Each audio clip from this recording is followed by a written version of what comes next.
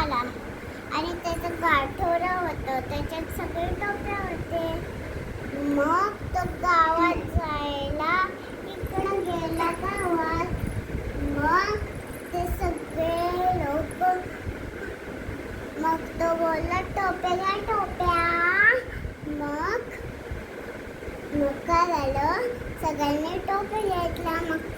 मग त्याला सगळ्यांनी पैसे दिले आणि काय झालं माहिती, तो आंब्याच्या झाडाखाली बसला आणि तो जेवला. मस्त डब्बा काढला आणि जेवला. आणि मग त्याला झोप येत होती. मग तो मस्त झोपला. मग उठला, तिकडे बघितलं त्याचं घाटोरं कुठं गेलं. तर काय झालं, तो रडायला लागला, माझे घाटोरं. मग त्याने वरती बघितलं आणि माकडांच्या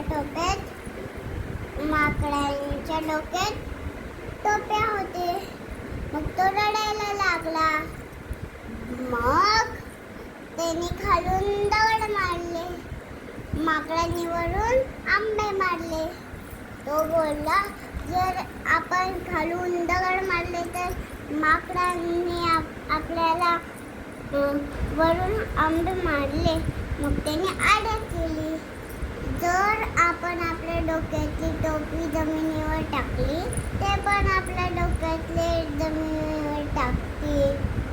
आणि मग टोपीवाल्याने त्याची डोक्यातली टोपी जमिनीवर फेकली. मग माकडांनी त्यांच्या डोक्यातल्या टोप्या टाकल्या जमिनीवर. मग त्याने सगळ्या जमा केल्या टोप्या आणि तो खुश झाला. त्याची टोप्या घाटोळ्यात बनल्या आणि तो दुसऱ्या गावात गेला. बाय. धन्यवाद.